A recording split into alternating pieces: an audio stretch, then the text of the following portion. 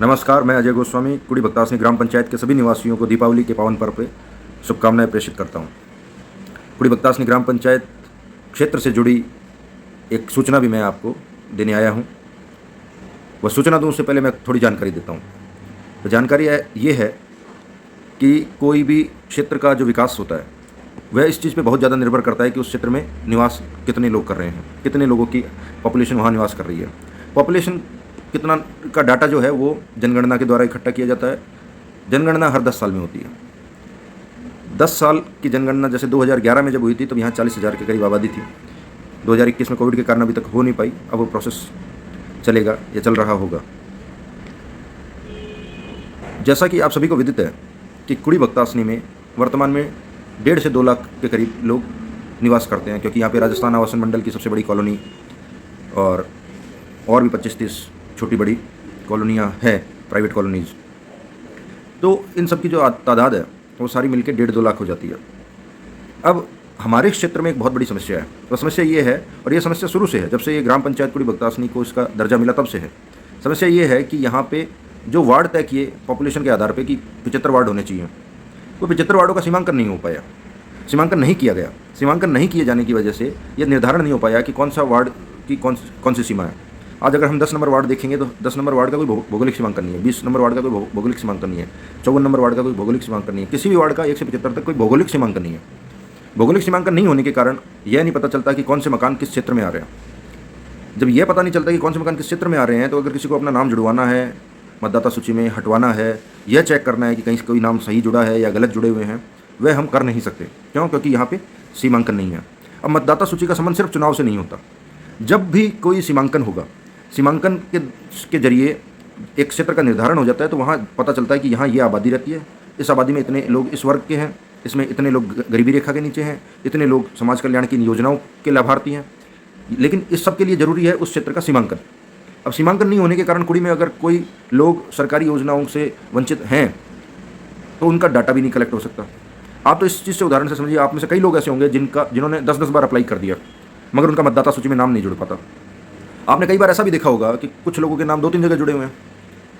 आपने कई बार ऐसा भी देखा होगा कि ढांचा पड़ा है हाउसिंग बोर्ड का, मगर उसमें 50-50, 60-60, 70-70 नाम भी जुड़े। मेरे सामने ऐसे आंकड़े हैं जहाँ मैं बता सकता हूँ कि वो मकान जहाँ पे कोई रह ही नहीं रहा, वहाँ पे 100 से ज़्यादा नाम जुड़े हुए हैं और उन नामों का भी कोई अता पता नहीं है, कोई ठोर ठिकाना नहीं है, कौन है, कहाँ से है, क्या है। अब होता क्या है, ये जो सारी चीज़ें हैं ये बहुत सारी समस्याओं की जड़ बनती है। जैसे कि चुनाव है, तो चुनाव में फर्जीवाड़ा होने का सबसे बड़ा कारण ये होता है, हमें जब पता ही नहीं है, जब हमें निर्धारित नहीं है क्षेत्र कौन सा है, तो क्षेत्र कौन सा है ये निर्धारित नहीं है, तो आप देखेंगे कि चुनाव में एक निर्धारित क्षेत्र हो, मकान नंबर दिए हुए हों, लोगों को सब पहचानते हों, तो कोई अगर फर्जी मतदान करेगा तो हम पहचान सकते हैं कि ये गलत कर रहा है, ये सही कर रहा है। तो ये भी एक बहुत बड़ी समस्या बन के उभरती है। उसके अलावा आज कोई सरकारी योजनाओं का लाभ लेना चाहता है तो वो लेगा कैसे, जब आंकड़े ही नहीं आ पाते। उसके अलावा इस क्षेत्र के अंदर अगर 1.5 लाख लोग की आबादी है, 2 लाख की आबादी है, उसके बावजूद भी आज भी मतदाता सूची अगर 26, 27, 28 हज़ार ही है। हालांकि ग्राम पंचायत की हैसियत से देखें तो 28-29 हज़ार मतदाताओं की ग्राम पंचायत होना ही नहीं चाहिए। यह एक पूरी तरीके से शहरी क्षेत्र है और आपने देखा होगा कि इसके लिए भी मैंने निरंतर प्रयास किए हैं कि इसको शहरी क्षेत्र घोषित कराया जाए, इसको नगर निगम के साथ जोड़ा जाए। मैं प्रयास उसके लिए भी कर रहा हूँ।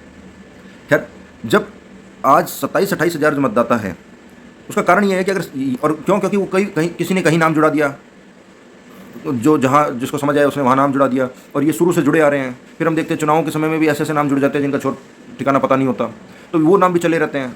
अब होता क्या है, इसमें असल नाम जो जुड़ने चाहिए, जो असल में मतदाता है, जो यहाँ के निवासी है, उनका नाम जुड़ता ही नहीं है। नाम जुड़ भी गया तो आप तक पर्ची नहीं पहुँचती। उस कारण से आपको वोट किसको देना है, कब देना है, कहाँ देना है, किसको देना है, वो तो आपका राइट है, मगर देने जाना कहाँ है ये तक भी आपको पता नहीं चल पाता। तो एक तरीके से जिस आदमी को, अगर प्रजातांत्रिक देश में सबसे महत्वपूर्ण अधिकार हमारा वोट देने का है, हम उससे ही वंचित रह रहे हैं, तो हम एक तरीके से सारे अधिकारों से वंचित रह रहे हैं। तो इन सारी समस्याओं को ध्यान में रखते हुए मैंने बहुत लंबे समय से अपने साथियों के साथ में मिलकर ये प्रयास किया कि इस क्षेत्र का सीमांकन हो। सीमांकन के लिए और भी खूब सारे हमने प्रयास किए। जब हमने देखा कि जिनकी जिम्मेदारी बनती है ये सीमांकन करके मतदाता सूची को सुधारने की, उन्होंने जब नहीं किया, तो हमने माननीय राजस्थान उच्च न्यायालय में एक याचिका भी दायर की। याचिका में माननीय न्यायालय ने उसके मेरिट्स पे उसको डिसाइड करने की बजाय, मतलब कि उसमें जो विषय हमने बताया कि किस तरीके से जो इलेक्शन रूल्स का जो एक उल्लंघन है वो हमने बताया माननीय न्यायालय को। माननीय न्यायालय ने एक निर्देश दिया कि इलेक्शन कमीशन खुद से देखें कि क्या कहीं कोई जैसा बताया गया है याचिका में ऐसा क्या उल्लंघन है, अगर उल्लंघन ऐसा कोई है तो अगले चुनाव में उसको सुधार ले। अब चूंकि ये पूरी की पूरी चीज़ इलेक्शन कमीशन पे ही दे दी गई थी, या उसके चलते कोई हमने अगर प्रयास भी किया, हमने कहीं ज्ञापन भी दिया, तो क्योंकि उस आदेश के अनुसार सिर्फ इलेक्शन कमीशन और राज्य सरकार के ऊपर ही इसकी जिम्मेदारी दे दी गई थी। हालांकि स्वतः उनको करना चाहिए, मगर 1-1.5 साल हो गया, अभी तक उस चीज़ पे भी कोई कार्रवाई होती हमें दिखाई नहीं दी। चुनाव भी हो गए, पिछले 2 साल चुनाव को भी निकल चुके हैं, एक भौगोलिक सीमांकन नहीं हुआ, अब आगे भी चुनाव आने वाले हैं। अब चुनाव सिर्फ बात पंचायत या उसका चुनाव का नहीं है, बात है कोई भी चुनाव। आज विधानसभा चुनाव अगले साल है, हम देख रहे हैं। तो ये जो मतदाता सूची है, विधानसभा चुनाव में भी यही मतदाता सूची का तो आधार बनेगा। तो जब सीमांकन है ही नहीं, तो चाहे वो विधानसभा की मतदाता सूची हो, लोकसभा की मतदाता सूची हो, चाहे ग्राम पंचायत की मतदाता सूची हो, उसका सीमांकन के बिना फिर वो मतदाता सूची वैसी ही रहेगी, वो सारी समस्याएं बनी रहेगी। और सबसे बड़ी बात, जब सीमांकन नहीं है तो प्रॉपर जो जनगणना होनी चाहिए वो भी नहीं हो पाएगी। प्रॉपर अगर डाटा हो और 1.5 से 2 लाख की अगर आबादी है, प्रॉपर डाटा कलेक्ट हो जाए, तो डेवलपमेंट की जो राशि इस क्षेत्र को मिलनी चाहिए वो भी उतनी मिलेगी। आज अगर ऑन रिकॉर्ड 40,000 है, तो डेवलपमेंट पॉपुलेशन के आधार पर मिलता है, डेवलपमेंट का जो पैसा है, तो वो हमें जो है 40,000 के हिसाब से मिलेगा इस क्षेत्र को। नहीं तो अगर 1.5-2 लाख की आबादी है तो सरकार को 1.5-2 लाख की आबादी के हिसाब से पैसा देना होगा, तो डेवलपमेंट का कार्य भी यहाँ हो सकेंगे। तो इन सब चीज़ों के चलते फिर जब माननीय न्यायालय ने जब ये इलेक्शन कमीशन पे ही डाल दिया और 1.5-2 साल इस चीज़ को बीत गए हैं, अभी तक भी कोई ऐसी चीज़ होता दिख नहीं रहा, और उस आदेश में और भी कुछ 1-2 ग्राउंड्स थे जिसको लेके फिर हमने उस ऑर्डर को हमने चैलेंज किया और हमने माननीय सुप्रीम कोर्ट, माननीय सर्वोच्च न्यायालय में याचिका दायर की। सर्वोच्च न्यायालय ने 21 अक्टूबर 2022 को उसकी सुनवाई करते हुए यह निर्देश दिया कि चूंकि माननीय उच्च न्यायालय ने ये आदेश दे ही रखा है कि इलेक्शन कमीशन इस पर कार्रवाई करे, और हमने बताया कि जैसा कि अभी तक ऐसी कोई कार्रवाई होती दिख नहीं रही, तो माननीय सर्वोच्च न्यायालय ने हमें यह पिटिशनर्स को यह अधिकार दिया, मतलब याचिकाकर्ताओं को यह अधिकार दिया है, हमको यह अधिकार दिया है कि हम रिप्रेजेंटेशन दे सकें, इलेक्शन कमीशन को अपना ज्ञापन सौंप सके, जिसमें हम पूर्ण सारी डिटेल सब कुछ एक्सप्लेन करें कि कहाँ वो अभी तक इसका सीमांकन भी नहीं हुआ है, और कैसे इस चीज़ को हम बताएं कि ये देखिए ये सीमांकन नहीं हो रखा है, ये सीमांकन आपको चुनाव से पहले करने का निर्देश दिया गया है, और अब अगला विधानसभा चुनाव अगले ही साल है, तो उससे पहले आपको करना होगा। तो सर्वोच्च न्यायालय ने हमको इलेक्शन कमीशन को ज्ञापन सौंपने का अधिकार दिया है। तो ये एक अच्छी खबर है कि अब हम वो ज्ञापन सौंपेंगे तो हम उस चीज़ का फॉलोअप भी ले सकेंगे। अब सरकारी मशीनरी जब इस तरीके से जब निरस्त हो जाती है, जब उनको ढंग से काम करना चाहिए और नहीं करते हैं, तब समस्याएं खड़ी होती है। अब हमारे पास में अधिकार आया है कि हम ज्ञापन सौंप सकेंगे, तो हम उसका फॉलोअप भी ले सकेंगे, और फिर भी अगर कार्रवाई नहीं होगी तो फिर हमारे पास में कानूनन रूप से और भी अधिकार हैं। तो अगले चुनाव से पहले जब करने का निर्देश, सीमांकन करने का निर्देश दिया गया है, और जो भी संबंधित विभाग है, इलेक्शन कमीशन है, राज्य सरकार है, जिला कलेक्टर है, SDM लूनी है, अगर नहीं करते हैं तो फिर हम उनके इस नहीं कार्य करने के विरुद्ध पुनः माननीय न्यायालय में जाने के अधिकारी होंगे। तो यह अपने आप में मैं ये मानता हूँ कि बतौर नागरिक यह एक बड़ी जीत है इस प्रयास की, और दीपावली के उपलक्ष्य में मैं आपको ये शुभकामनाएं प्रेषित कर पा रहा हूँ, ये अच्छी खबर बता पा रहा हूँ।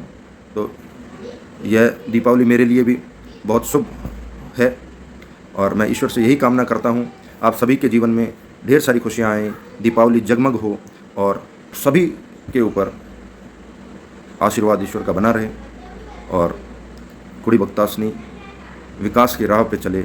जिस तरीके से अलग थलग पड़ी कुड़ी भक्तासनी है, जहाँ हम बिजली के बिल में, पानी के बिल में हमारा सब शहरी पैसा आ रहा है, हमें ग्राम पंचायत बना रखा है, हमको सुविधाएं कुछ मिल नहीं रही है, टैक्स हमारे पे सारे शहरी हैं, सुविधाएं के नाम पे न हमारे पास में ग्रामीण सुविधाएं, न हमारे पास में शहरी सुविधा है। हम अभी एक तरीके से यह क्षेत्र दोहरी तिहरी मार झेल रहा है, मगर उम्मीद है यह जो चीज़ें हैं, जैसे सीमांकन हुआ, इससे जड़ से कुछ समस्याओं का समाधान होगा। फिर अगली समस्या जो है कि इस क्षेत्र को शहरी क्षेत्र घोषित कराएं, तो उसमें भी प्रयास जारी है। तो ईश्वर ने चाहा तो हमें उसमें भी जल्द ही कुछ शुभ समाचार सुनने को मिलेगा, हमारे प्रयास रंग लाएंगे। तो दीपावली की ढेर सारी शुभकामनाएं। जय श्री राम, हर हर महादेव।